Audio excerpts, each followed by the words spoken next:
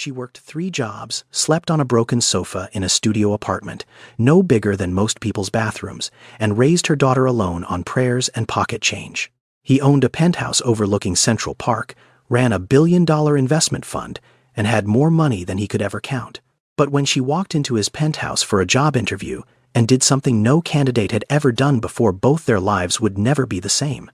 How did one single mother, with nothing on her resume but calluses on her hands, earn a billionaire's trust, not with words, but with a wrench? Stay with me, because this story will change the way you see the people society overlooks.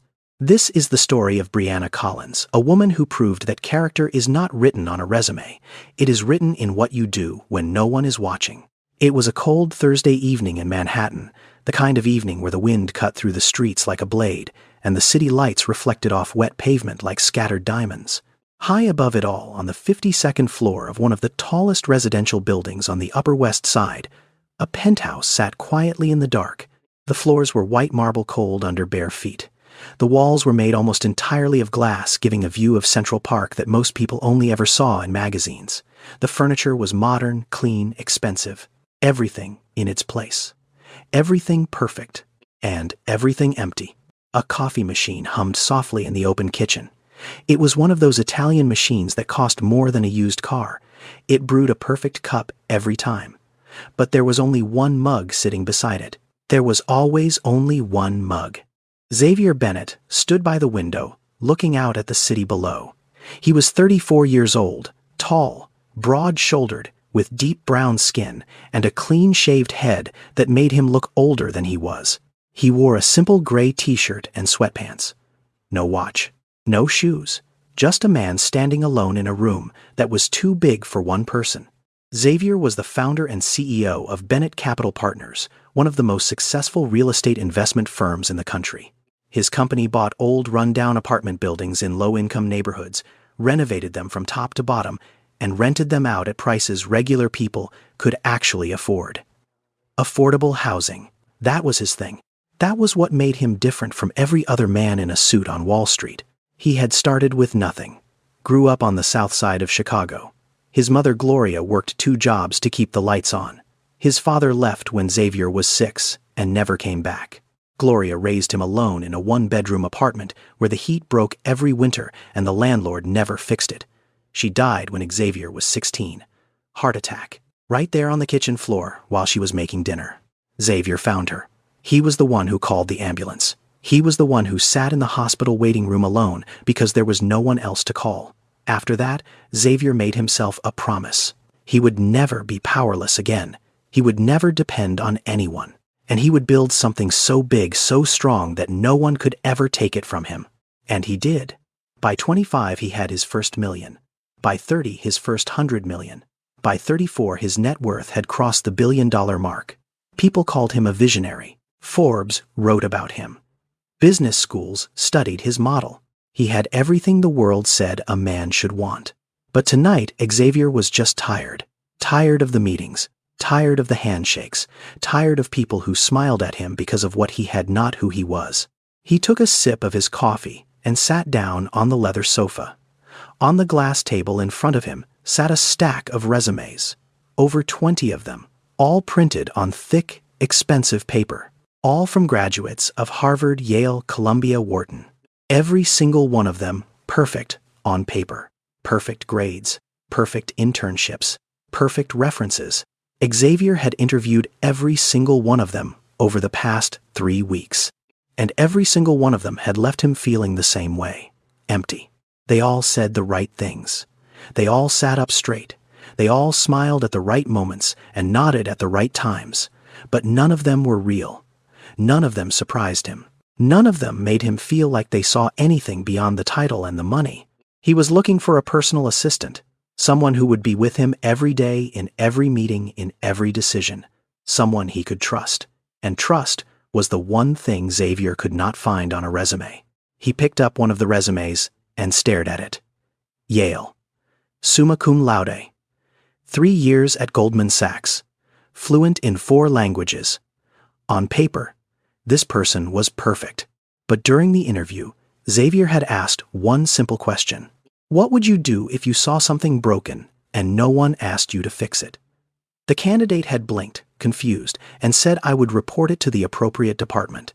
Xavier had ended the interview right there. He did not want someone who reported problems. He wanted someone who fixed them. But he did not know how to explain that to his HR team. He did not even know how to explain it to himself. He just knew that whatever he was looking for, he had not found it yet. Xavier leaned back on the sofa and closed his eyes. The penthouse was silent. The coffee was getting cold. The city glowed outside the window like a living thing.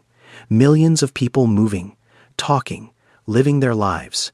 And here he was, alone, in the most expensive room in the building, with nothing but a stack of perfect resumes and a single coffee mug.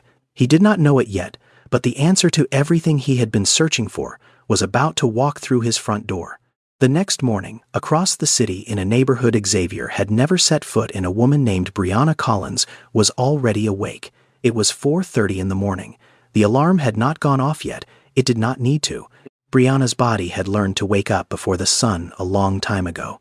There was too much to do to waste time sleeping. She sat up slowly on the sofa. It was not a bed. It was a small, sagging sofa with one broken leg propped up by a stack of old phone books. That sofa was where Brianna slept every night because the only bed in the studio apartment belonged to her daughter. The apartment was in the Bronx, on the third floor of a building that smelled like mildew and old cooking oil. It was barely bigger than a parking space. The kitchen, the bedroom, and the living room were all the same room. The walls were thin. You could hear the neighbors arguing at night, the baby crying 2 doors down, the pipes groaning inside the walls like something alive. Brianna stood up and stretched. Her back ached. It always ached. She walked the 3 steps to the kitchen area and turned on the faucet. The water came out cold. There was no hot water in the building this week. The landlord said he would fix it. He had been saying that for 2 months. She made a pot of coffee, the cheapest brand from the dollar store. It tasted bitter and thin, but it did the job. While the coffee brewed, she opened the refrigerator. Half a box of cereal, a carton of milk that was 1 day from expiring, 2 eggs. That was it. She poured the cereal into a small bowl for Amara, her daughter, and set it on the table. Then she cracked the 2 eggs into a pan for herself. She would need the energy today. Today was different from every other day. Brianna worked 3 jobs. In the mornings, she cleaned hotel rooms at a mid-range hotel in Midtown. In the afternoons, she delivered food through an app on her phone, biking through traffic in rain or heat. In the evenings, she washed dishes at a restaurant in Harlem. Between shifts, she picked up Amara from school and dropped her off with Mrs. Odom, the elderly woman who lived across the hall. Mrs. Odom was 71 years old, retired, and had a bad hip that made it hard for her to walk. She watched Amara for free. Well, not exactly free. Brianna fixed things for her in return. A leaking pipe 1 week. A broken cabinet hinge the next. A toilet that would not stop running. Whatever needed fixing, Brianna fixed it. That was the deal. That was how they survived. Not with money, but with hands and trust. Brianna knew how to fix things because her grandfather had taught her. Everyone called him Pops. He was a plumber in Baltimore, had been one for 40 years. His hands were rough like sandpaper, and his back was bent from decades of crawling under sinks and behind walls. But his mind was sharp, and his heart was bigger than anyone Brianna had ever known. Pops raised Brianna after her mother left. He taught her everything: how to read a pipe joint, how to tell if a faucet was leaking from the valve or the washer, how to fix a water heater with nothing but a wrench and patience. He used to say, fixing things is not about the thing, Bri. It is about paying attention. Most people do not break things on purpose. They just stop paying attention. Pops died when Brianna was 19. Lung cancer. He left her nothing but his old toolbox and a lifetime of knowledge that no school had ever given her. She still had that toolbox. It sat in the corner of her apartment, right next to the sofa where she slept. She never opened it anymore. But she never got rid of it either. At 5:15, Amara woke up. She was 5 years old with big brown eyes and 2 thick braids that Brianna did fresh every Sunday night. She padded out from behind the curtain that separated her bed from the rest of the apartment, rubbing her eyes. "Morning, Mama," she said in a sleepy voice. "Morning, baby. Breakfast is on the table." Amara climbed onto the chair and started eating her cereal. She looked at Brianna, who was standing by the sink, drinking her coffee and staring at her phone. "Mama, are we going somewhere nice today?" Brianna looked at her daughter. On the phone screen was an address, a penthouse on the Upper West Side of Manhattan. She had found the job listing online 3 days ago. Personal assistant to the CEO of a real estate company. No degree required. She had sent an email with no resume, just a short message explaining who she was and why she wanted the job. She had not expected a reply. But yesterday, a response came. "Come to this address Thursday morning at 10. Ask for Xavier Bennett." Brianna did not know who Xavier Bennett was. She had searched his name and nearly dropped her phone. A billionaire. She was going to a billionaire's penthouse for a job interview, a woman who cleaned hotel rooms for a living. She looked at Amara and smiled. Maybe, baby, maybe. That night, after putting Amara to bed, Brianna did something she had not done in a long time. She pulled out the one outfit she owned that was nice enough for an interview. A pair of dark slacks and a cream-colored blouse. Both from a thrift store. Both clean but wrinkled. She did not own an iron, so she did what she always did. She boiled a pot of water, held the clothes up on a hanger, and pressed the hot bottom of the pot against the fabric, slowly, carefully, working out each wrinkle one at a time. It took almost an hour, but when she was done, the clothes looked decent.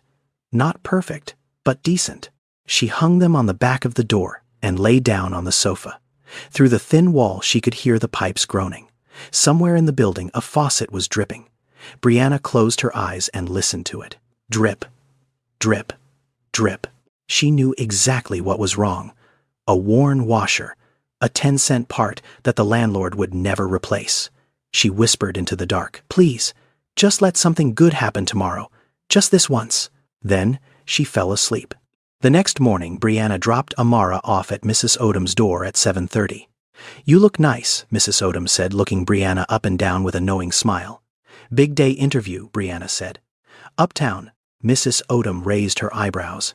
"Uptown, uptown." Brianna nodded. "Well, go on then. Amara and I will be just fine." She reached out and squeezed Brianna's hand.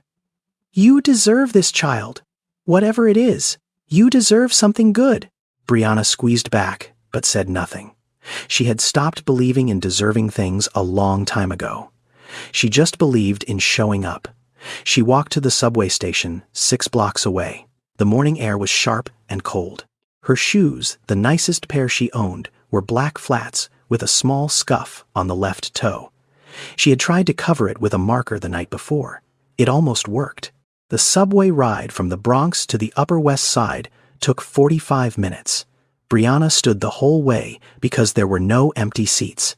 She watched the stations pass through the window. The neighborhoods changed slowly, like someone turning a dial. First, the graffiti-covered walls and flickering lights of the Bronx stations. Then the cleaner platforms of Harlem.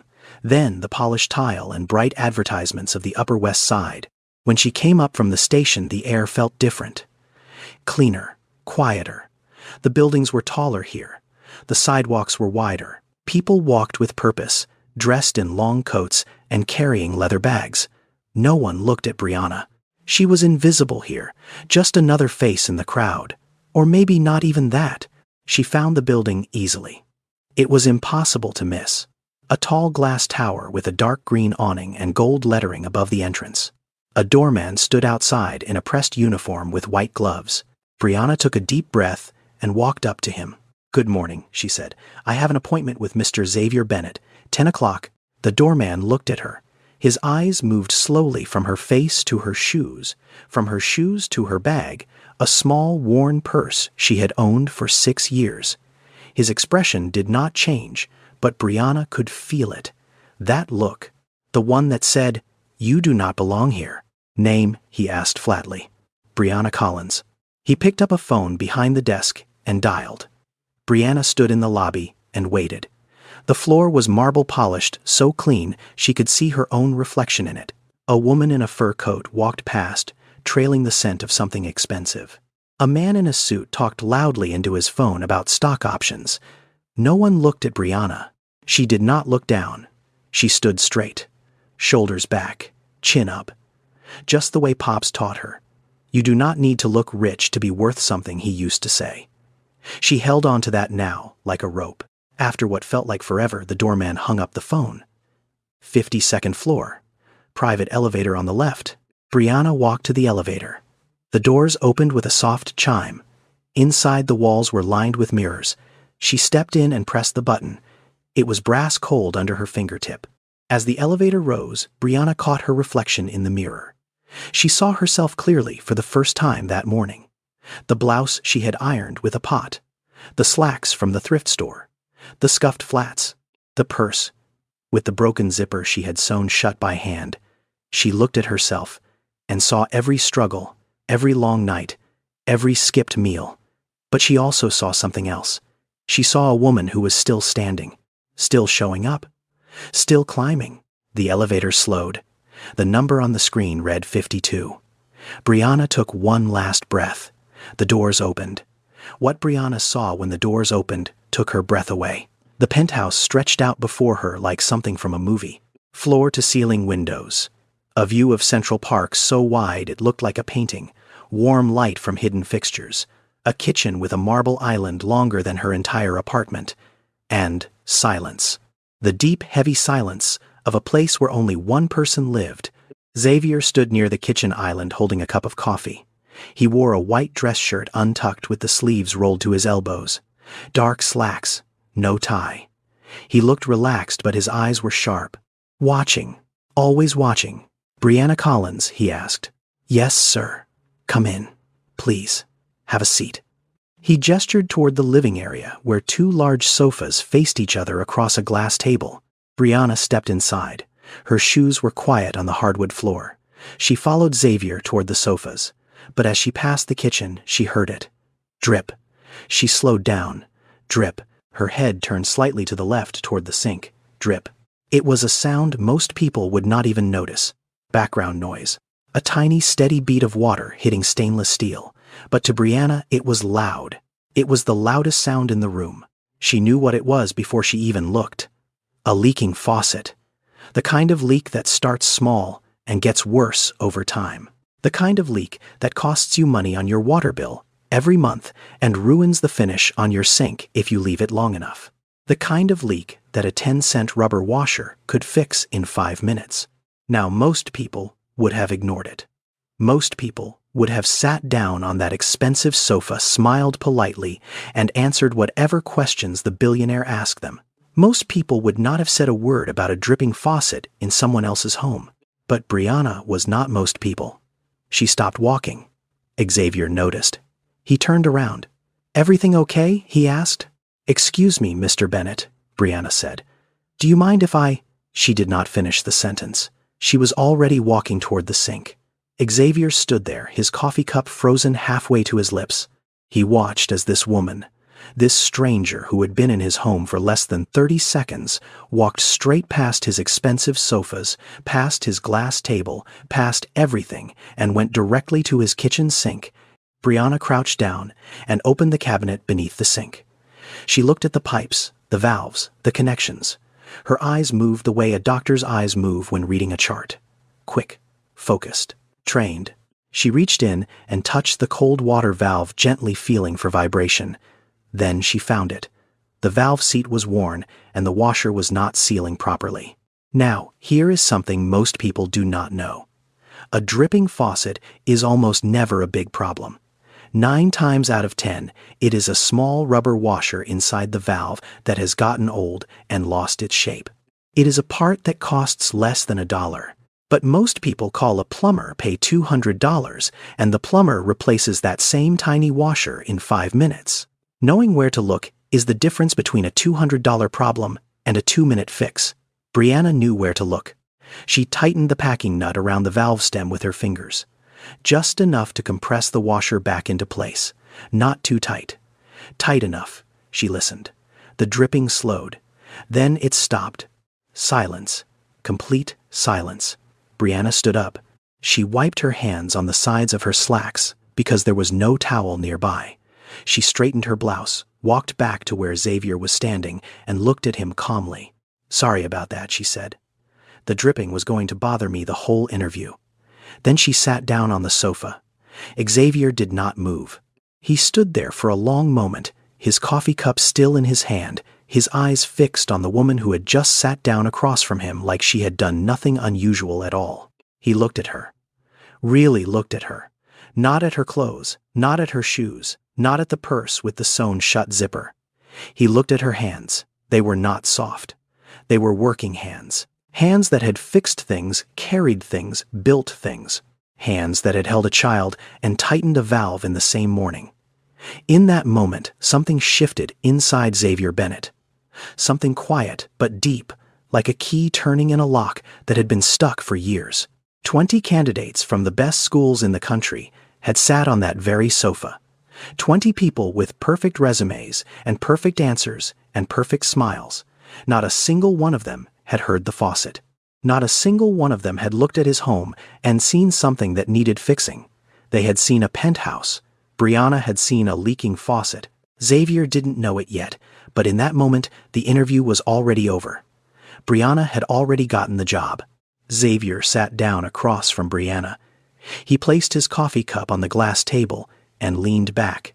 For a moment, he just looked at her, not the way the doorman had looked at her, not the way people on the subway looked at her. He looked at her the way you look at someone who just showed you something you were not expecting to see. So he said, "Tell me something that is not on your resume." Brianna let out a small, nervous laugh. "That would be easy, sir. There is nothing on my resume." Xavier tilted his head. "Nothing. I do not have one," Brianna said honestly. "I never needed one. The kind of jobs I work, they do not ask for resumes. They ask if you can show up on time and if your back is strong enough." Most people would have been embarrassed to say that in a billionaire's penthouse. But Brianna said it the way she said everything. Straight. No apology, no shame, just the truth. Xavier nodded slowly. "Fair enough.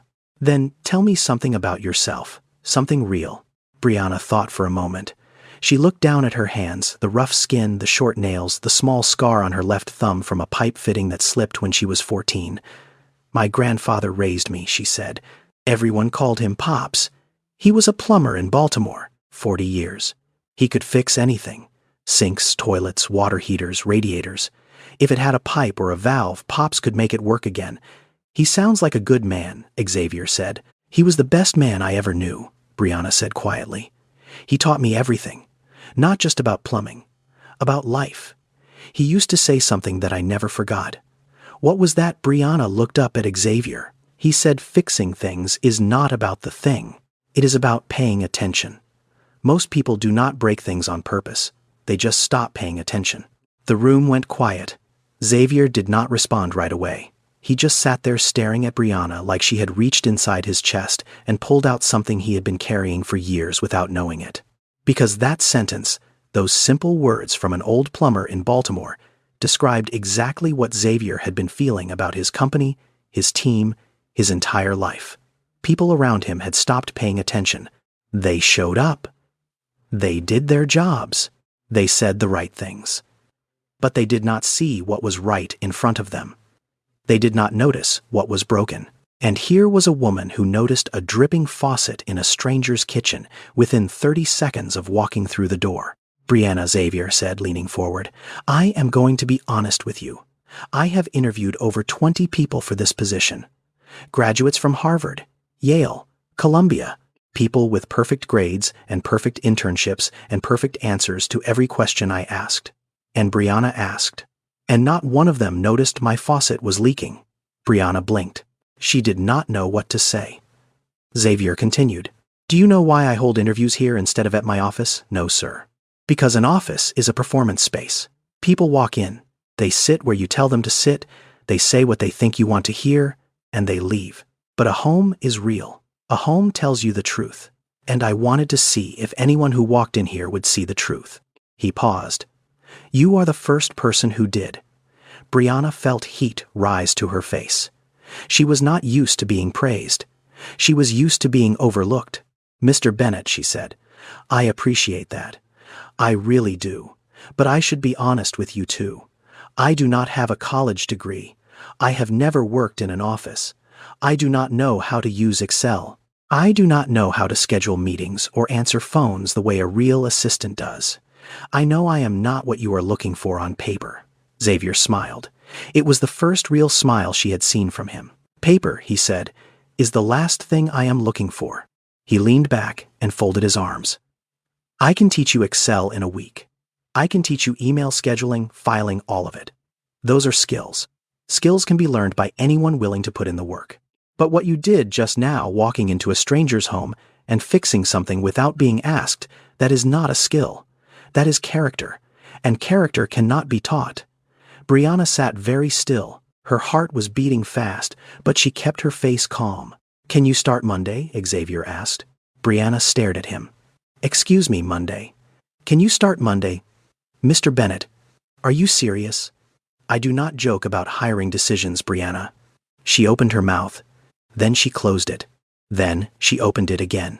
But no words came out, because a part of her, a deep, scarred, tired part that had been let down too many times, would not let her say yes. "Not yet." "Can I think about it?" she asked quietly. Xavier looked surprised. No one had ever asked him that before. Everyone always said yes, immediately, eagerly. But Brianna Collins was sitting on his sofa, looking at a life-changing opportunity and asking for time to think. "Of course," he said. "Take all the time you need." But Brianna did not say yes. Not yet. The elevator ride down felt longer than the ride up. Brianna stood in the mirrored box, staring at her reflection, and felt something she had not felt in a very long time. Hope. And that terrified her. She walked out of the building and back to the subway. The cold air hit her face like a slap. The noise of the city came rushing back. Car horns, construction voices. She pulled her thin jacket tighter and started walking. On the train ride home, Brianna sat by the window and watched the stations pass in reverse. The clean platforms of the Upper West Side faded into the flickering lights of the Bronx. The well-dressed passengers disappeared, one by one, replaced by tired faces and heavy coats. And as the train rocked and rattled beneath the city, Brianna's mind raced. People like Xavier Bennett do not help people like me for free. There is always a catch. There is always a price. She had learned that lesson the hard way. Her last real job, the one at the restaurant in Harlem, the owner had promised to make her full-time. Benefits. Steady pay. She had worked doubles for 3 months straight to prove herself. Then he hired his nephew instead and told Brianna her services were no longer needed. And before that, there was Darnell, Amara's father. He had promised to stay, promised to be there when the baby came, promised to build a life with her. He left 6 weeks before Amara was born. No note, no call, no forwarding address, just gone, like smoke. Brianna had stopped trusting promises after that. Promises were just words people used to get what they wanted before they disappeared. So, why should this be any different? Why should a billionaire in a penthouse care about a woman who cleans hotel rooms? What did he really want? By the time she reached her stop, the doubt had wrapped itself around her chest like a rope. She climbed the 3 flights of stairs to her apartment and opened the door. Mrs. Odom was sitting on the sofa with Amara on her lap, reading a picture book. Mama Amara jumped up and ran to her. Brianna knelt down and hugged her tight, pressing her face into her daughter's hair. She smelled like crayons and peanut butter. "Did you get the job?" Mama Brianna pulled back and looked at her daughter's face. Those big, hopeful eyes. "We will see, baby," Brianna said. "We will see." Mrs. Odom stood up slowly, her bad hip making her wince. She looked at Brianna with that knowing look she always had, like she could read everything on Brianna's face, without a single word being spoken. "How was it?" Mrs. Odom asked. "He offered me the job," Brianna said. Mrs. Odom's eyebrows shot up. "He offered you the job, and you are standing here looking like someone stole your lunch." Brianna shook her head. "I do not know, Mrs. Odom. It feels too good. Things that feel too good always end bad." Mrs. Odom walked over and took Brianna's hands in hers. Her fingers were warm and wrinkled the hands of a woman who had lived long enough to know a few things. "Child," she said softly, "you have been fixing everyone else's problems your whole life. Your grandfather's legacy, my pipes, this building, everyone else. When are you going to let someone fix something for you?" Brianna looked away. She did not have an answer. That night, after putting Amara to bed, Brianna lay on the broken sofa and stared at the ceiling. The apartment was dark. The pipes were groaning in the walls.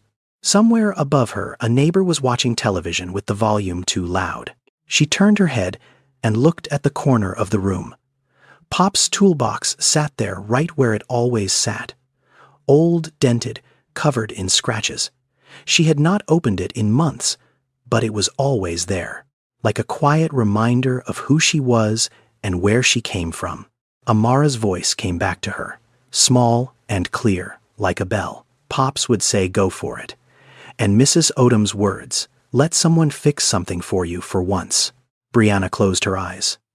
Her chest felt tight, her throat felt thick. She lay there in the dark for a long time, listening to the pipes, listening to her daughter breathe behind the curtain, listening to the city outside. Then she picked up her phone. The screen lit up her face in the dark room. She opened her messages and typed 4 words. "I will be there Monday." She pressed send before she could change her mind. Then she put the phone down, pulled the blanket over her shoulders, and whispered to herself, "One more time. I will trust one more time." Monday morning came faster than Brianna expected. She was up at 4 like always. Coffee, like always. Amara's cereal, like always. But today was not like always. She dropped Amara at Mrs. Odom's door at 7:30. "Mrs. Odom squeezed her hand and said, 'Go show them who you are.'" Brianna took the subway to Midtown Manhattan. The Bennett Capital Partners office was on the 38th floor of a glass tower on 6th Avenue. She had looked it up online the night before. The company managed over $4 billion in real estate investments. It had 200 employees, and now one of those employees was her. The lobby of the building was nothing like the Penthouse. It was louder, colder, more people. Everyone moved fast. Everyone looked busy. The floors were polished stone that clicked under expensive shoes. The air smelled like fresh flowers and strong perfume. Men in tailored suits carried leather briefcases. Women in sharp dresses typed on their phones while walking, never looking up. Brianna stood just inside the revolving door for a moment. She was wearing the same blouse and slacks from the interview, the only professional clothes she owned. Her shoes were the same scuffed black flats. Her purse was the same old one with the sewn zipper. She took a breath and walked to the elevator. The 38th floor was all glass and clean lines, open desks, bright lights, computer screens, glowing on every surface. The sound of keyboards clicking filled the air like rain on a tin roof. People talked in low professional voices about numbers and timelines and projections. A young woman from Human Resources met Brianna at the elevator. She was friendly but formal. She handed Brianna a badge, a laptop, and a company phone, then led her to a desk just outside Xavier's corner office.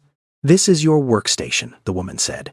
"Mr. Bennett's schedule is in Outlook. His calls are forwarded to this line. If you need anything, Renee Whitfield's office is down the hall." Then she left. Just like that, Brianna sat down in the chair. It was an expensive chair, the kind that adjusts in 6 different ways. She did not know how to adjust it. She opened the laptop. The screen lit up with icons and folders and programs she had never seen before. Outlook, Slack, SharePoint, Google Drive. It might as well have been written in another language. She stared at the screen. For the first time since she walked into Xavier's penthouse, Brianna felt something she was not used to feeling. Fear. Not the fear of hunger or cold or being alone. Those she knew. This was different. This was the fear of failing at something she actually wanted. She could fix a water heater in the dark. She could unclog a drain with nothing but a wire hanger. She could carry 50 pounds of cement up 3 flights of stairs without stopping. But she did not know how to send a calendar invite. Down the hall, a door opened. Renee Whitfield stepped out of her office and walked toward Xavier's. She was tall, sharp-featured, with natural hair pulled back tight and reading glasses perched on her nose. She wore a black blazer and carried a tablet under her arm. Everything about her said efficiency. She glanced at Brianna as she passed. It was a quick look, brief, but Brianna felt it. It was the look of someone measuring you and coming up short. A few minutes later, Brianna heard voices through Xavier's office door. Renee's voice was clear and direct. "You hired a hotel maid with no experience to be your personal assistant. I hope you know what you are doing." There was a pause. Then Xavier's voice calm and steady. I always know what I am doing, Renee. She does not know Outlook. She will learn. She does not have a degree. Neither did my mother. And she was the smartest person I ever knew. Silence. Then the sound of Renee's heels clicking back down the hallway. Brianna sat at her desk and stared at the laptop screen. Her hands were shaking, but she placed them on the keyboard anyway. She did not know where to start. But she was going to start. Because Brianna Collins did not give up. She had never had that luxury. The first week was brutal. There was no other word for it. On Monday, Brianna sent an email meant for Xavier's accountant to his entire contact list. 312 people received a message about a tax form that was supposed to be confidential. It took the IT department an hour to recall it. Brianna sat at her desk the whole time feeling like the floor might swallow her whole. On Tuesday, she scheduled 2 meetings at the same time. Xavier showed up to an empty conference room at 10, then found out his investor call had been moved to the same slot. He had to apologize to the investors. He did not yell at Brianna.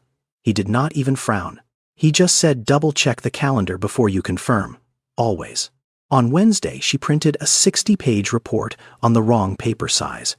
Every single page came out cut off on the right side. She had to reprint the whole thing. It took her 45 minutes because she did not know how to change the paper tray. By Friday, Brianna had made 11 mistakes. She kept count. She wrote each one down in a small notebook she carried in her purse. Not because anyone told her to, because that was who she was. She paid attention. She tracked what went wrong so she could make sure it never went wrong again. Every evening after work, Brianna rode the subway home, picked up Amara from Mrs. Odom, made dinner with whatever was in the fridge, put her daughter to bed, and then sat down on the broken sofa with her phone. She opened YouTube and searched how to use Microsoft Outlook, how to create a calendar event, Excel for beginners, how to write a professional email. She watched tutorial after tutorial, pausing, rewinding, taking notes on the back of grocery receipts because she did not have a proper notebook at home.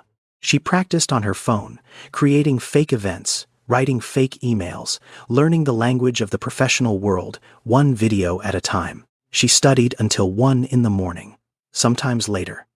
Then she set her alarm for 4:30, pulled the blanket over her shoulders, and slept for 3 hours. Every single night. Amara would sometimes wake up and wander out from behind the curtain. Mama, why are you still up? Just learning, baby. Go back to sleep. Brianna would tuck her back in, kiss her forehead, and go right back to the screen. The second week, Brianna made 7 mistakes. The third, week 3. By the end of the first month, she was down to 1, and even that one was small, a misspelling in a memo that she caught herself before anyone else saw it. Xavier noticed. He did not say anything to Brianna directly. He did not need to. But one afternoon, he stopped by Renee's office and leaned against the doorframe. How is Brianna doing? He asked. Renee looked up from her tablet. Her expression was the same, as always controlled, measured. But there was something different in her voice, something that sounded almost like reluctant respect. She made 3 mistakes this week, Renee said. Last week it was 11. She paused. So, improving. Xavier nodded. Good. She still does not know how to use pivot tables. Do you know how to fix a burst pipe? Renee stared at him. Xavier smiled and walked away. That same week, Xavier held an internal meeting with his senior team. Brianna sat in the corner of the conference room with a notepad taking minutes. She was quiet. She always was in meetings. She listened more than she spoke, which was rare in a room full of people who loved the sound of their own voices. At one point, Xavier was discussing a new hire for the acquisitions team. Someone suggested a candidate with 15 years of experience and a long list of credentials. Xavier shook his head. Credentials are easy to collect, he said. Character is not. The most dangerous hire is someone who thinks they already know everything. Give me someone hungry to learn over someone comfortable with what they know. Every time. Brianna looked down at her notepad. She wrote the sentence carefully, word by word. Then she circled it. She did not know why. It just felt important. That night on the subway ride home, she read it again. The most dangerous hire is someone who thinks they already know everything. She whispered it to herself like a prayer. 1 month and something happened that changed everything. It happened on a Tuesday morning, 9:15. Brianna was at her desk, organizing Xavier's schedule for the week, when she heard shouting from the lobby downstairs. She stood up and looked through the glass wall of Xavier's office. People were moving fast, too fast. Someone was running toward the elevator. A security guard was talking into his radio. Something was wrong. Brianna walked to the stairwell and listened. She could hear it before she saw it. A rushing sound, deep and low like a river running underground. Then a woman screamed from the floor below.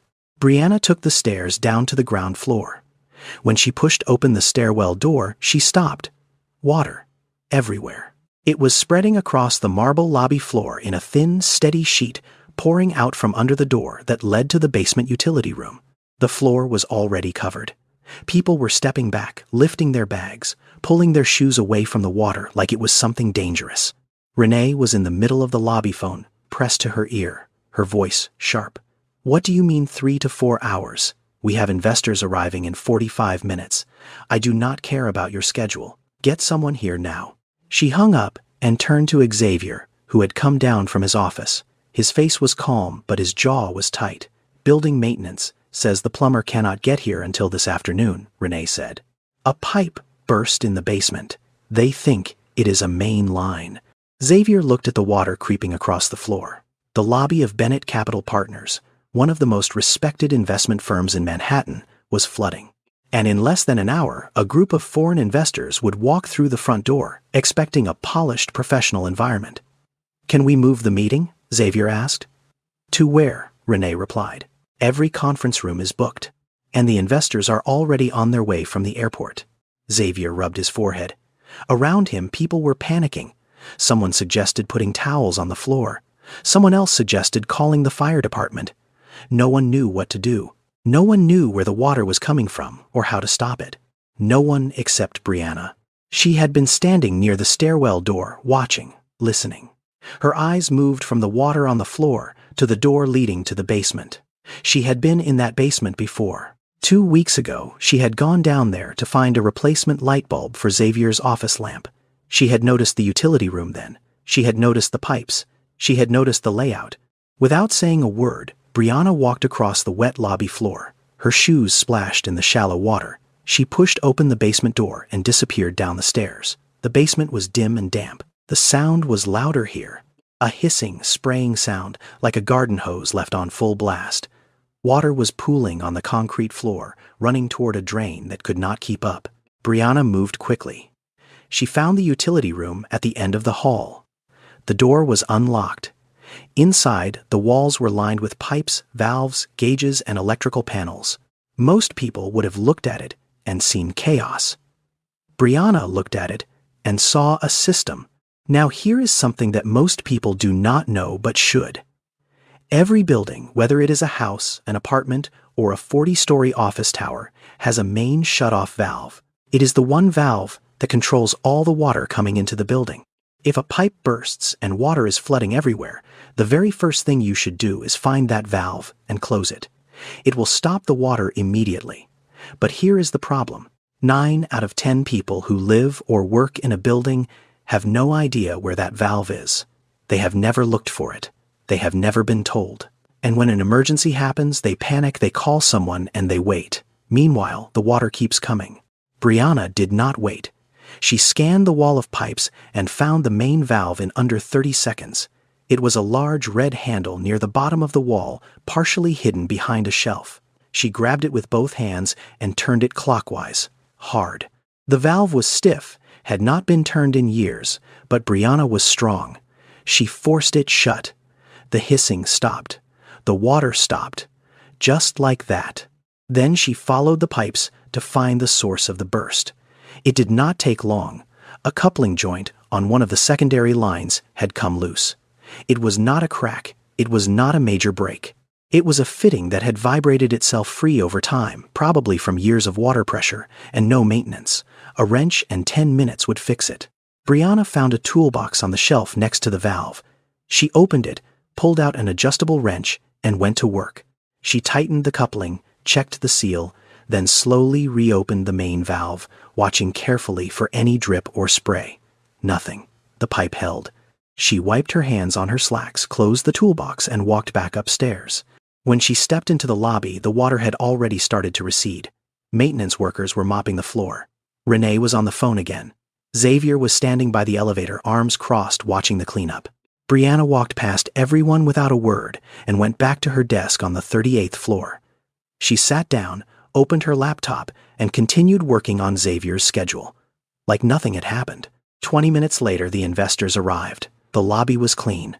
The floors were dry. The meeting went perfectly. The investors signed a preliminary agreement worth $80 million. They never knew what had happened that morning. No one told them, but Xavier knew. He had watched Brianna disappear into the basement. He had seen her come back up, calm, quiet, with wet shoes and damp hands. He had asked Renee what happened. Renee told him. She went to the basement, found the shutoff valve, stopped the water, and fixed the pipe by herself in 20 minutes. Xavier said nothing. He stood in the glass-walled conference room, shaking hands with the investors, smiling, talking about growth projections and market trends. But his eyes kept drifting through the glass wall to the desk, outside his office, Brianna's desk. She was sitting there, typing, her face calm, as if she had not just saved a multi-million-dollar deal with a wrench and a pair of steady hands. She did not ask for permission. She did not wait for instructions. She did not look around for someone else to handle it. She just saw what needed to be done and did it. And in that moment, Xavier felt something shift inside him again, something deeper than the first time. He thought about his mother, Gloria. She was like that. When the heat broke in their apartment in Chicago, Gloria did not call the landlord. She went to the hardware store, bought the part herself, and fixed it. When the kitchen faucet leaked, she fixed it. When the car would not start, she figured it out. She never waited for rescue. She never asked for help. She just did what needed doing. Brianna was the same. And Xavier was beginning to realize that this woman, who had walked into his penthouse a month ago in thrift store clothes and scuffed shoes, was the most remarkable person he had ever met. But Brianna did not know any of that. She just went back to work. Over the weeks that followed, something changed between Xavier and Brianna. It was subtle at first, almost invisible, but it was there. Xavier started asking Brianna questions. Not about his schedule or his meetings. Real questions. Questions about life, about people, about things that had nothing to do with spreadsheets or investor reports. One afternoon, Xavier called Brianna into his office. He was standing by the window, looking out at the city. On his desk was a set of architectural plans for a new housing project in the Bronx. Affordable apartments for low-income families. It was one of his biggest projects yet. "What do you think of these?" he asked, pointing at the plans. Brianna looked at the blueprints. She studied them carefully. The layouts, the room sizes, the kitchens. "I do not know anything about real estate, Mr. Bennett," she said slowly. "But I know what it is like to live in a building where the landlord does not care, where the heat does not work and the pipes leak and nobody comes to fix anything." She paused. "If you are building these for people like me, then maybe you should ask people like me what they need."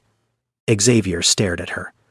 For a long time, he said nothing. Then, he picked up the phone and called his design team. "I want a community feedback session before we finalize these plans," he said. "Real tenants, real input. Set it up this week." He hung up and looked at Brianna. "Thank you." "For what?" "For telling me the truth. Everyone else in this building tells me what I want to hear. You tell me what I need to hear. That is rare." Brianna shrugged. "I just said what I know, sir." "That is exactly the point." Xavier began including Brianna in more conversations. He asked her opinion on building materials, on floor plans, on neighborhood selection, not because she was an expert. She was not, but because she had lived the life that his tenants would live. She knew what mattered. She knew what was broken. And people noticed. At first, it was small things, a raised eyebrow here, a whispered conversation there. But within a few weeks, the rumors had spread through the office like smoke. "Have you seen how much time she spends in his office? She is a personal assistant. Why is she looking at architectural plans? She is sleeping with him. That is the only explanation." The whispers came from everywhere. The break room, the elevator, the bathroom. They were never said to Brianna's face. They were always behind her back, just loud enough for her to catch pieces of them as she walked past. Gold digger. She is using him. She fixed a pipe. That does not make her a business advisor. That last one was Renee. Brianna heard her say it to a colleague in the hallway outside the conference room. Renee did not say it with cruelty. She said it with concern, genuine concern for Xavier and for the company. But it stung all the same. Brianna did not react. She did not confront anyone. She did not defend herself. She just kept working. She answered Xavier's calls. She organized his calendar. She took notes in meetings. She did her job, but that night, after picking up Amara from Mrs. Odom and putting her to bed, Brianna sat alone in the dark apartment. The pipes groaned. A siren wailed somewhere in the distance. The ceiling had a water stain that seemed to grow a little bigger every week. She sat on the broken sofa and pulled her knees to her chest. She thought about the whispers. She thought about the looks. She thought about the woman in the bathroom who had stopped talking the moment Brianna walked in, then started laughing the moment she walked out. She had been through worse, much worse. She had slept on the street. She had gone days without eating. She had been fired, cheated, abandoned. But this was different. This hurt in a different way. Because for the first time in her life, she had started to feel like she belonged somewhere. And now the place she belonged was telling her she did not. The whispers were just the beginning. What came next would push Brianna to her breaking point. 3 weeks later, Xavier invited Brianna to a company dinner. It was not a party. It was a formal event, a dinner to celebrate the closing of a major deal held at an upscale restaurant in Tribeca. Partners, investors, board members, and senior staff were all invited. Xavier wanted Brianna there because she had played a direct role in saving the investor meeting. He told her so himself. "You earned your seat at that table, Brianna. I want you there." Brianna almost said no. She did not own anything fancy enough for a dinner like that, but Xavier had thought of that. He had his assistant arrange for a dress to be delivered to her apartment. It was emerald green, simple, elegant. Brianna put it on and looked at herself in the cracked bathroom mirror. She barely recognized the woman looking back at her. The restaurant was the kind of place that had cloth napkins and candles on every table. Soft music played from speakers hidden somewhere in the ceiling. The walls were dark wood. The lighting was warm. Everyone was dressed like they had walked out of a magazine. Brianna sat at the main table next to Xavier. She kept her hands in her lap and her back straight. She smiled when people spoke to her. She said thank you when the waiter poured her water. She was polite. She was calm. She was doing everything right. And then Victoria Langston walked in. Victoria was tall, sharp-featured, with honey-brown skin and hair pulled back in a perfect bun. She wore a black dress that probably cost more than Brianna's rent for a year. She was a partner at a venture capital firm and one of the most connected women in New York finance. She was also Xavier's ex-girlfriend. Victoria made her way through the room, greeting people with air kisses and practiced smiles. When she reached Xavier's table, her eyes swept over Brianna the way a person's eyes sweep over a piece of furniture they have not decided whether to keep. "Xavier," she said warmly. "Lovely event." "As always." Then she turned to Brianna. "And who is this?" "This is Brianna Collins," Xavier said. "She works with me." Victoria tilted her head. "Works with you? How wonderful." She sat down across from them and picked up her wine glass. "Tell me, Brianna, where did you go to school?" The table went quiet. Not completely, but enough. Enough for Brianna to feel it. "I did not finish college," Brianna said. Her voice was steady. Victoria raised her eyebrows. "Oh, how refreshing." She took a sip of wine and smiled. Xavier always did like his charity cases. The silence that followed was absolute. Every person at the table heard it.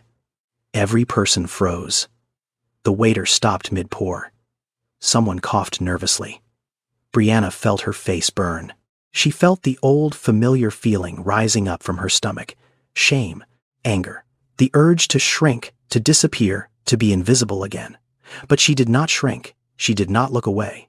She looked directly at Victoria Langston and spoke clearly. "I may not have a degree, Miss Langston, but I know the difference between a person who builds things and a person who just buys them." Silence again. But this time, it was different. This time, the silence was not pity. It was something else. Something closer to respect. Victoria's smile faltered. Her wine glass paused halfway to her lips. She opened her mouth to respond, but before she could, Xavier spoke. He did not raise his voice. He did not stand up. He simply placed his hand on the back of Brianna's chair and looked at Victoria the way you look at someone who has just made a very serious mistake. "Brianna is not a charity case," he said. His voice was calm, controlled, but there was steel underneath it. "She is the most capable person in this room, and I would trust her with my life before I would trust most people in it with my lunch order." Then he picked up his fork and started eating. Like nothing had happened, Victoria said nothing for the rest of the dinner. She left early. On the ride home, Brianna sat in the passenger seat of Xavier's car and stared out the window. The city lights blurred past like streaks of paint on glass. She was quiet for a long time. "Thank you," she said finally. "For what you said back there? I meant every word." "I know you did." She paused. "But it does not change anything, does it?" Xavier glanced at her. "What do you mean?" "Your world, Xavier, the people in it. They will never see me as one of them, no matter what I do, no matter how many pipes I fix or meetings I save. I will always be the charity case, the girl from the Bronx, the one without the degree." Xavier was quiet. He wanted to argue. He wanted to tell her she was wrong. But he could feel the truth in her words, heavy and real like a stone sitting in his chest. "You are not what they say you are," he said softly. "I know that," Brianna replied. "But sometimes knowing is not enough." She turned back to the window, and Xavier felt for the first time that he was losing her, not to another person, not to another job, but to a wall that neither of them had built, a wall that the world had put between them and that no amount of money could tear down. That night Brianna could not sleep. She lay on the broken sofa in her apartment, staring at the ceiling. The pipes were quiet for once. Amara was sleeping behind the curtain, her breathing soft and steady. The apartment was dark. The only light came from the street lamp outside, casting a pale orange glow through the small window. Brianna's mind would not stop. She kept hearing Victoria's voice. Charity case. She kept seeing the faces at the table. The polite smiles hiding judgment. The raised eyebrows. The way people looked at her dress and just knew that it was not hers. But it was not just the dinner. It was everything. The whispers at the office, the looks in the elevator, the laughter that stopped whenever she walked into a room. She had endured it all for weeks quietly, without complaint, because that was who she was. She endured, she pushed through, she fixed what was broken and kept moving. But tonight, something inside her cracked, not broke, cracked, like a pipe that has been holding pressure for too long. She sat up and looked around the apartment. Her eyes moved from the curtain where Amara slept to the corner where Pops's old toolbox sat, then to the table near the door where she kept her keys and her Bennett Capital ID badge. She picked up the badge and held it in the dim light. Her photo looked back at her. Brianna Collins, personal assistant to the CEO. She had been so proud the day they took that photo. She had smiled for the first time in months. But now, the badge felt heavy, like a chain, because Brianna had realized something she had been trying to ignore for weeks. She was falling in love with Xavier Bennett. She did not want to. She had fought it. She had told herself it was gratitude, not love. Respect, not love. Admiration, not love. But it was love. She knew it the way she knew a pipe was about to burst, a quiet rumble you feel in your chest before you hear it with your ears. And that was exactly why she had to leave. Not because she was weak, because she was strong enough to see what was coming. If she stayed, the rumors would get worse. The scrutiny would grow. Xavier's reputation would suffer. His business partners would question his judgment. His board would lose confidence. And Amara, her daughter, would grow up hearing people call her mother a gold digger. Brianna would not let that happen. She would not be the reason Xavier Bennett's empire cracked, and she would not raise her daughter in the shadow of other people's cruelty. She stood up quietly and walked to the table. She took out a piece of paper and a pen. For a long time, she just stared at the blank page. Then she wrote, "Thank you for believing in me, Mr. Bennett. But I do not belong in your world. I hope you find someone who does." She folded the letter carefully. She set it aside. Then she packed her small bag, the same bag she had carried into the penthouse on the day of her interview. She folded her clothes. She put Pops's toolbox by the door. She placed the company laptop and phone on the table next to the letter. She did not cry. She wanted to, but she did not. At 4:30 in the morning, before the sun came up, Brianna got dressed. She woke Amara gently. "Come on, baby, we are going to Mrs. Odom's early today." "Why, Mama has some things to do." She dropped Amara off, hugged Mrs. Odom without explaining, and took the subway to Midtown one last time. The office was empty at 5 in the morning. The security guard let her in with her badge. She rode the elevator to the 38th floor alone. She placed the letter on her desk. She placed the badge next to it. She locked the door to the basement utility room, the room she had come to think of as hers, and slid the key under Xavier's office door. Then she walked to the elevator, pressed the button, and rode it down to the lobby. She stepped out into the cold morning air. The sky was still dark. The street lamps glowed orange against the pavement. The city was quiet, the way it only ever is before dawn. She did not look back. She could not. Xavier arrived at the office at 8:15 the next morning. He had not slept well. Something had felt off when he woke up, a heaviness in his chest he could not explain, like the air before a storm. He stepped out of the elevator on the 38th floor. The office was already humming, keyboards clicking, phones ringing, people moving, everything normal, everything in its place. Except one thing.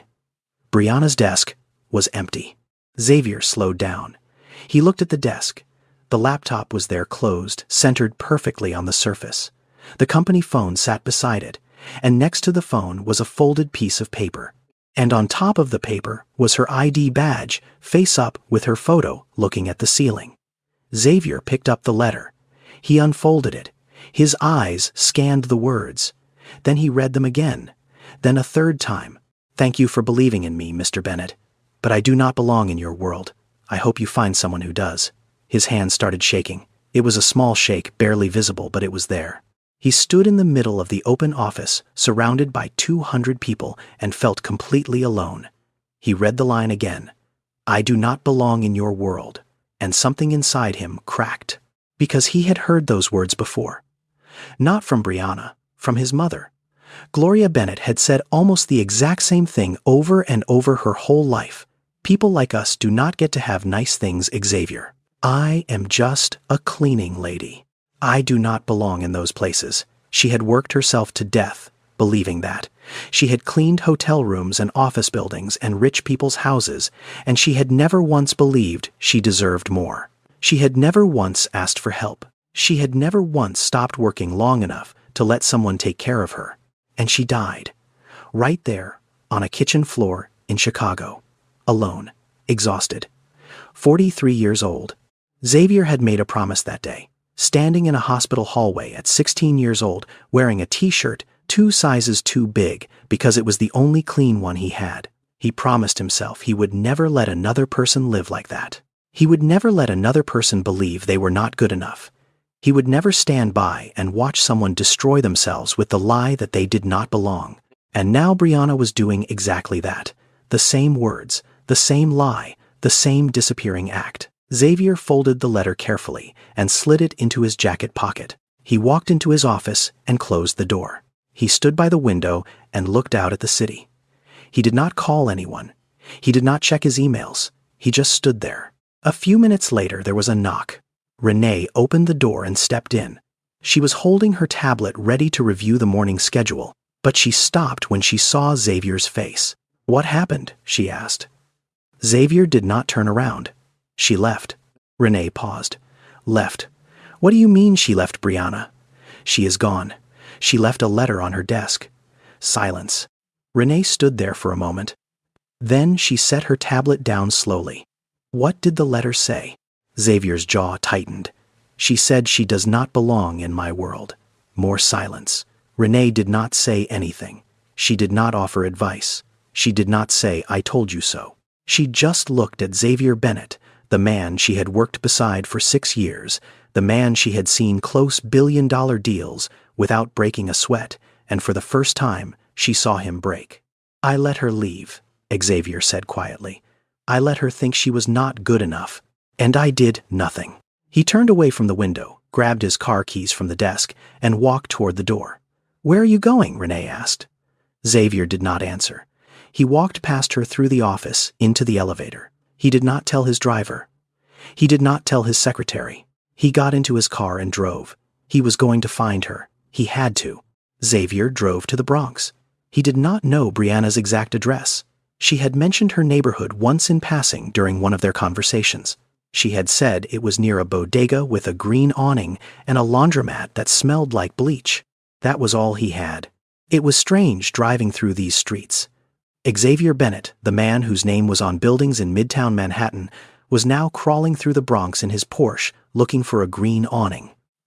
The car drew stares. People on the sidewalk watched it pass like it was something from another planet, and in a way it was. Xavier parked on a side street and got out. His shirt was wrinkled. His eyes were red. He had not shaved.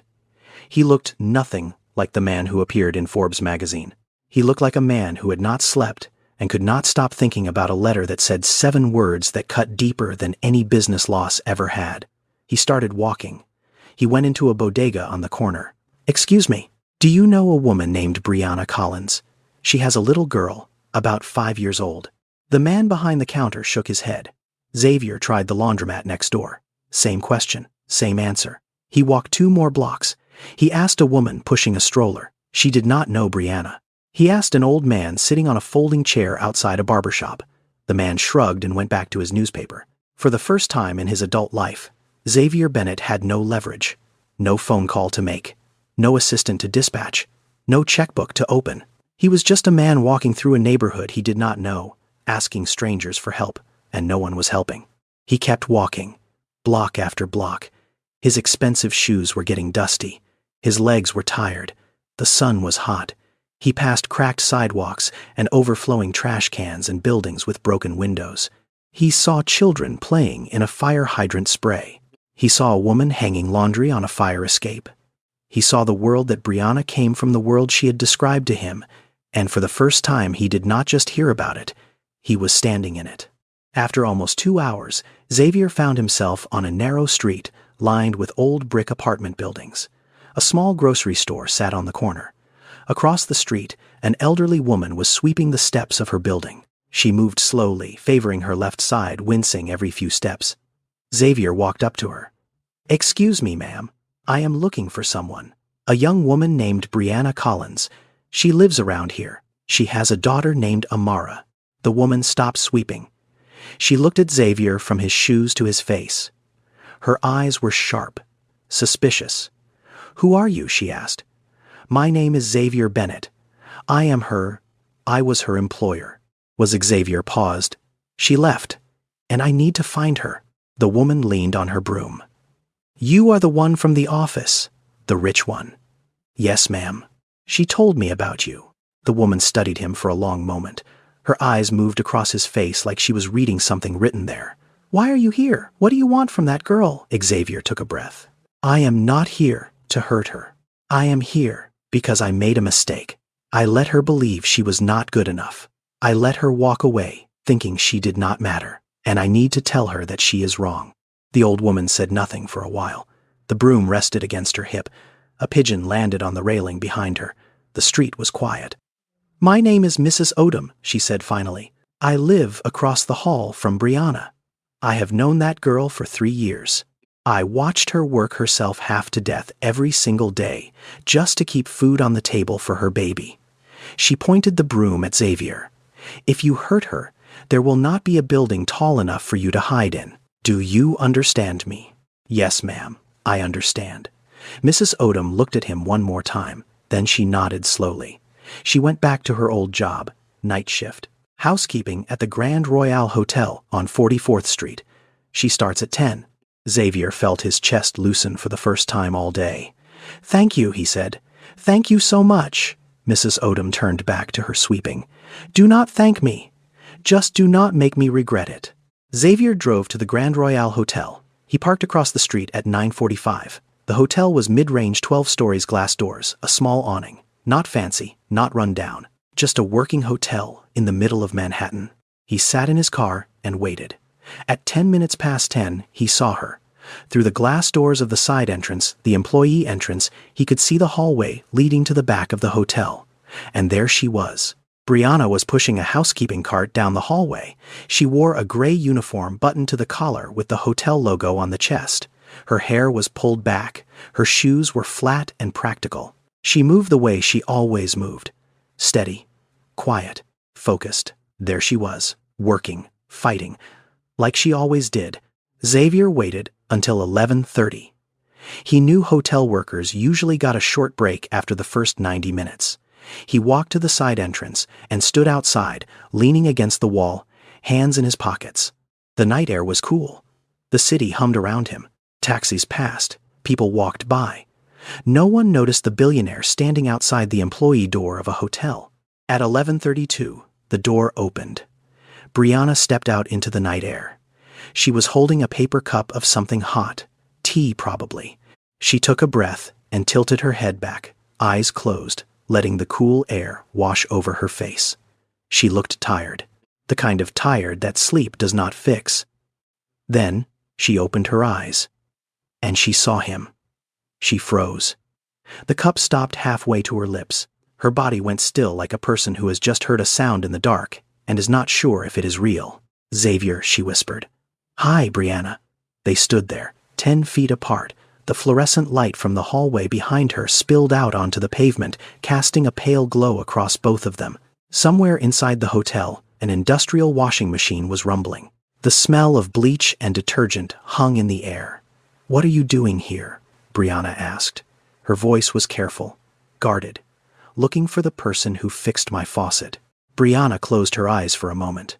"I wrote you a letter. I explained everything." "You explained why you think you do not belong," Xavier said, "but you are wrong." Brianna shook her head. "I am not wrong, Xavier.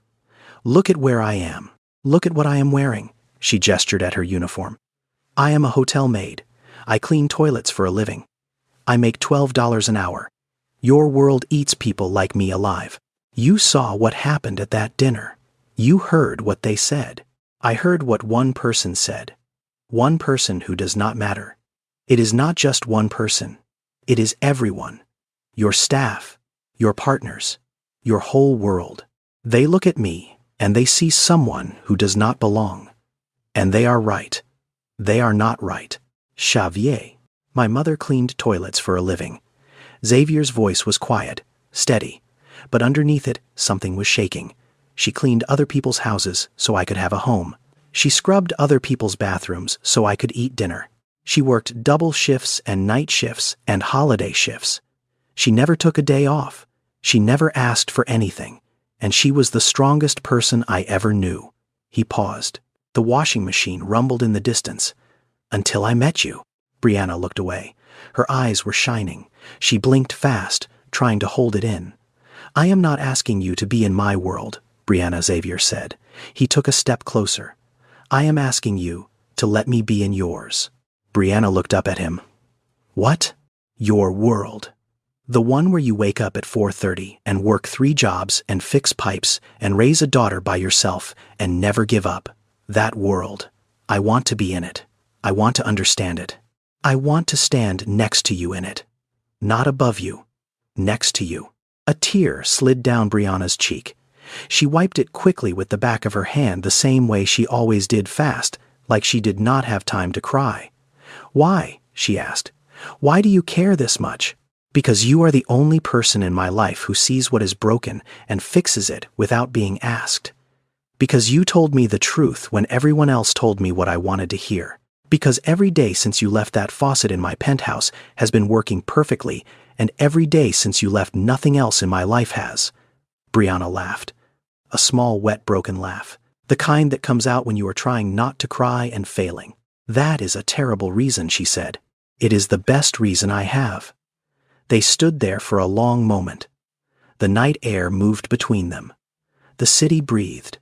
Somewhere down the block, a taxi honked. Inside the hotel, the washing machine finished its cycle and went quiet. "I do not need you to save me," Brianna said softly. "I have never needed saving." "I know," Xavier said. "That is exactly why I am here." Silence, long and deep. Brianna looked at him. She searched his face the way she searched a pipe joint, carefully looking for the flaw, the crack, the thing that would break under pressure. But she did not find one. "Okay," she said. but I am not quitting this job. Not until I know this is real. Xavier smiled. The first real smile in days. Deal.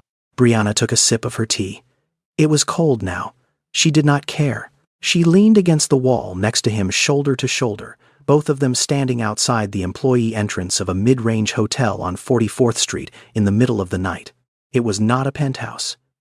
It was not a gala. It was not a fancy restaurant with cloth napkins and candles.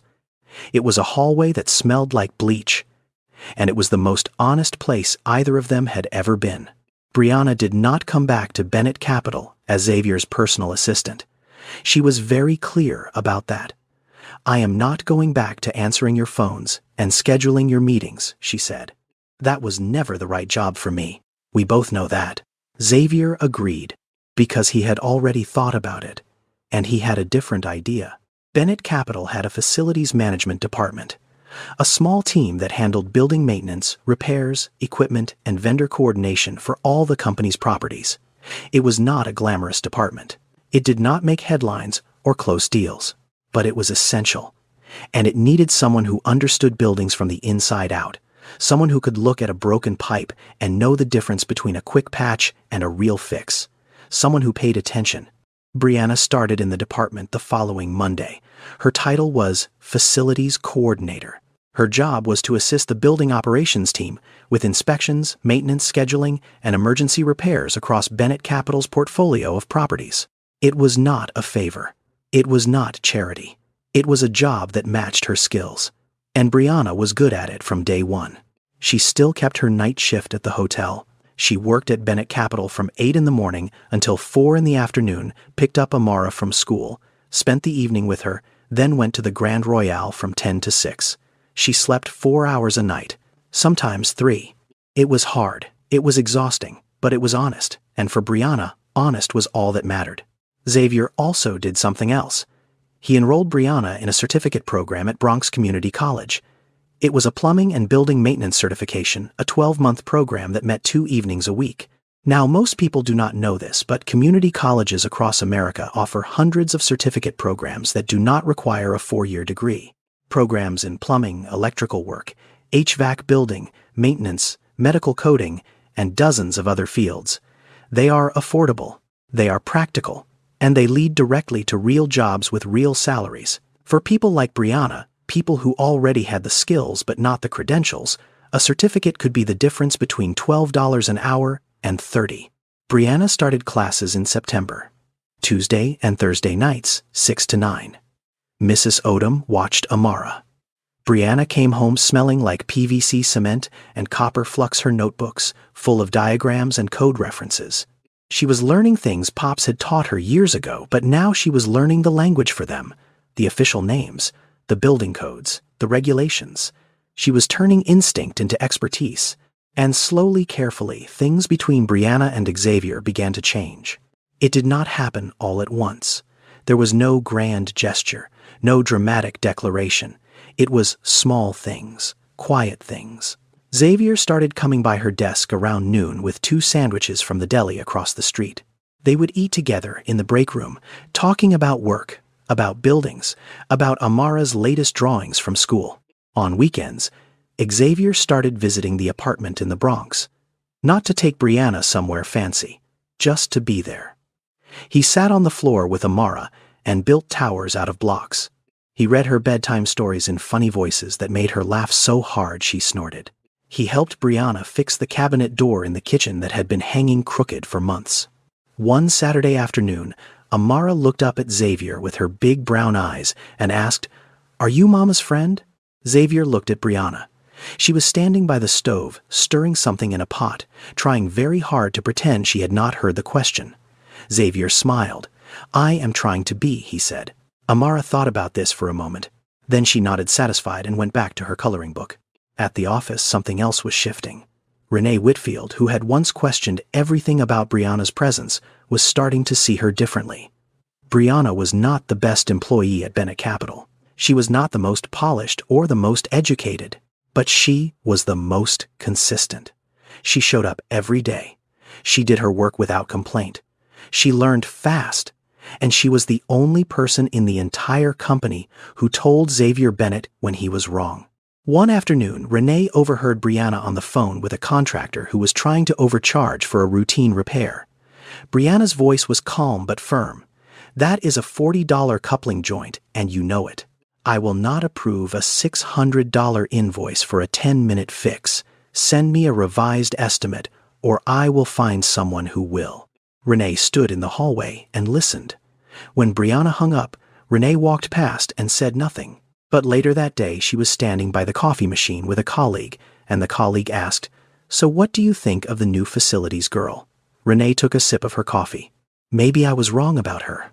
6 months later, on a quiet Sunday evening, Xavier invited Brianna to the Penthouse.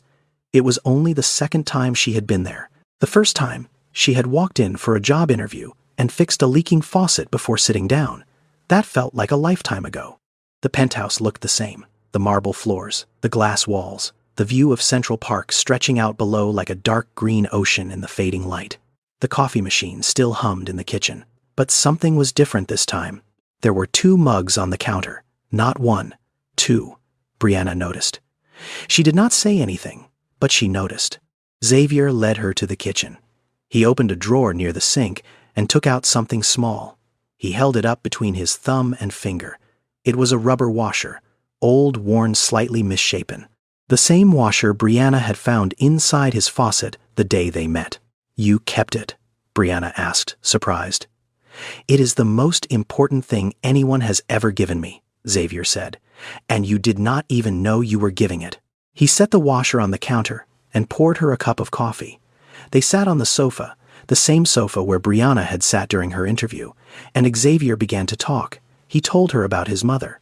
Not the short version he had shared before. The full story. Every detail. Gloria Bennett had worked as a housekeeper at a hotel in downtown Chicago. She did not call in sick. She did not take vacations. She did not complain. She cleaned rooms for 16 years straight, 5 days a week, sometimes 6, and she put every spare dollar into a savings account for Xavier's future. She started getting headaches when Xavier was 14. Bad ones. The kind that made her sit down in the middle of the hallway and close her eyes. She did not go to a doctor. She said she could not afford to miss a shift. She said the headaches would pass. They did not pass. On a Tuesday morning when Xavier was 16 years old, Gloria collapsed in room 412 of the Lakeside Grand Hotel. She was making the bed. The fitted sheet was still in her hands when she fell. A stroke. Massive. By the time the paramedics arrived, she was gone. Xavier was the one who identified her body. He stood in the hospital hallway alone. No father, no siblings, no family. Just a boy in a t-shirt 2 sizes too big staring at a door he was afraid to open. "I built everything I have because of her," Xavier said, his voice low. "Every building, every deal, every dollar.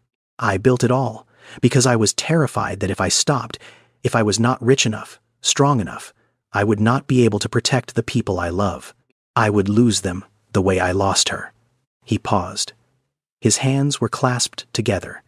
His jaw was tight. "And then I met you, and you scared me, Brianna, because you reminded me of her. The same strength, the same stubbornness, the same refusal to ask for help. And I thought, if I just give her enough, if I just fix enough things around her, maybe I can save her. Maybe I can do what I could not do for my mother." The Penthouse was quiet. The city glowed below. The coffee was getting cold. Brianna looked at him for a long time. She did not rush to speak. She let the silence breathe. Then, she said something that Xavier had never heard from anyone in his entire life. "You have been trying to save your mother in every person you meet. But Xavier, you cannot fix everything. Sometimes the bravest thing is not fixing. Sometimes the bravest thing is letting someone help you." Xavier did not move. He stared at the floor. His jaw trembled. His eyes filled slowly the way a glass fills from the bottom up, quiet and steady and impossible to stop. A tear fell. Then another. Then his shoulders shook. And Xavier Bennett, the man who had not cried in 18 years, the man who had built a billion-dollar empire on discipline and control and never showing weakness, broke down on his own sofa in his own penthouse with the city lights shining through the windows like a million tiny witnesses. Brianna did not hug him. She did not say it was okay. She did not try to fix it. She just sat there, next to him, close enough that their shoulders were touching, and she stayed. That was all she did. She stayed. That night, for the first time in 18 years, Xavier did not feel alone, and neither did Brianna. 1 year later, everything was different, and nothing was different, both at the same time. Brianna had completed her certificate program. She graduated with the highest marks in her class. Xavier sat in the audience at Bronx Community College in a plastic folding chair surrounded by families cheering and children running in the aisles. He clapped louder than anyone. Brianna had been promoted to building operations manager at Bennett Capital. She oversaw maintenance and repairs for the company's entire portfolio. She had a team of 8. She had a real salary. She had health insurance for the first time in her life. Amara was in first grade now. She had her own bed in a new apartment, a small 2-bedroom place, still in the Bronx, that Brianna had found and paid for herself. It was not fancy. The kitchen was small, and the hallway was narrow. But it was theirs. Brianna had earned every square foot of it. She still had Pops's toolbox. It sat in the living room now, not in a dark corner, but on a shelf near the window where the light hit it in the mornings. On a quiet Saturday evening in October, Xavier showed up at Brianna's old apartment, the studio, the one with the broken sofa and the thin walls and the pipes that groaned at night. Brianna was there packing the last of her things. She was moving out the next day. Xavier stood in the doorway. He looked around the tiny room. The cardboard boxes stacked against the wall, the bare mattress, the curtain that used to separate Amara's bed from the rest of the apartment, the water stain on the ceiling that had never gotten smaller, and in the corner, the broken sofa. Still there, still sagging, still propped up on a stack of old phone books. "I want to do something," Xavier said. "Before you leave this place." Brianna looked at him. "What?" Xavier walked over to the sofa. He stood in front of it for a moment. Then he got down on one knee. Brianna's breath stopped. He reached into his jacket and pulled out a small box. He opened it. Inside was a ring. It was not the biggest diamond. It was not the flashiest setting. But it was beautiful. Simple. Real. "Brianna," he said. His voice was steady, but his eyes were full. "I do not want to give you a new life. I want to share the one you already built. You built it with your bare hands. You built it in this apartment on this sofa on 3 hours of sleep and cold coffee and a toolbox your grandfather left you. And it is the most beautiful thing I have ever seen." He paused. "I do not need you to be someone else. I do not need you to fit into my world. I just need you to let me sit next to you, on this broken sofa, for the rest of my life."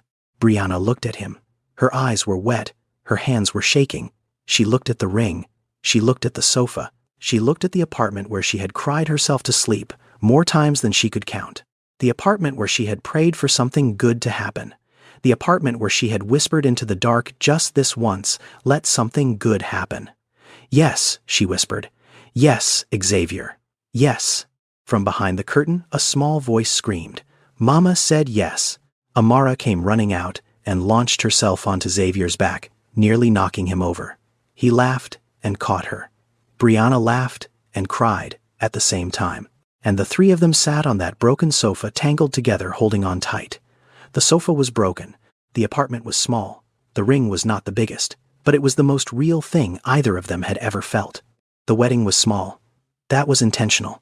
Brianna did not want a ballroom. Xavier did not want cameras. They wanted the people who mattered. That was it. They held the ceremony in a community garden in the Bronx, 3 blocks from Brianna's old apartment. It was a Sunday afternoon in May. The sky was clear. The air smelled like fresh-cut grass and the roses that someone had planted along the fence years ago. Mrs. Odom sat in the front row wearing a blue dress she had bought special for the occasion and a hat so wide it blocked the view of the person behind her. She did not care. She cried before the ceremony even started. Renee Whitfield sat 2 rows back in a sharp black dress, her posture perfect as always. But her eyes were soft. She had come not as Xavier's chief of staff. She had come as Brianna's friend. And that was something neither of them would have predicted a year ago. A few colleagues from Bennett Capital were there. The doorman from Xavier's building, the one who had once looked at Brianna like she did not belong, was there too. Xavier had invited him personally. The man had apologized to Brianna months ago, quietly, privately, and she had accepted without hesitation. Because that was who she was. And in the front, holding a small basket of flower petals, was Amara. She wore a white dress with a yellow ribbon in her hair. She had practiced walking down the aisle 11 times in the living room the night before. She took the job very seriously. When Brianna walked down the aisle, she was not wearing a designer gown. She wore a simple white dress she had found at a small boutique in Harlem. It was elegant and clean, and it fit her perfectly. She carried no bouquet. Instead, she carried Pop's old wrench in her left hand, wrapped in a white ribbon. It was the same wrench from the toolbox he had left her. The same one she had used 1,000 times to fix things that other people could not be bothered to notice. Xavier saw it and smiled. He understood. They wrote their own vows. They kept them short. Brianna said, "I promise to fix what is broken and to leave alone what is not. I promise to pay attention. Always." Xavier said, "I promise to stop trying to save everyone and to start showing up for the people who matter. Starting with you. Starting today." The pastor pronounced them husband and wife. Amara threw her flower petals in the air and shouted, "Finally," and the whole garden laughed. It was not the biggest wedding. It was not the fanciest. But every person there meant something. And every word spoken was true. 6 months after the wedding, Brianna opened Pop's workshop. It was a free vocational training program housed in a renovated storefront in the South Bronx. The sign above the door was hand-painted. It read, "Pop's Workshop. Learn to fix things. Learn to fix your life." The program taught basic plumbing, electrical repair, and building maintenance to single mothers and young adults from low-income backgrounds. Brianna designed the curriculum herself based on everything Pops had taught her and everything she had learned at community college. Xavier helped with funding and space. But the vision was Brianna's. Every inch of it. She taught classes 3 days a week. She wore work boots and a tool belt, and she got down on her knees next to her students and showed them how to read a pipe joint, how to find a leak, how to shut off a main valve, how to hold a wrench so it did not slip. She taught them the way Pops had taught her, with patience, with respect, with the belief that knowing how to fix something was not just a skill, it was dignity. One afternoon, a young woman walked into the workshop. She was maybe 19 or 20. Her clothes were wrinkled. Her shoes had holes near the toe. Her eyes were red and tired, like someone who had not slept well in weeks.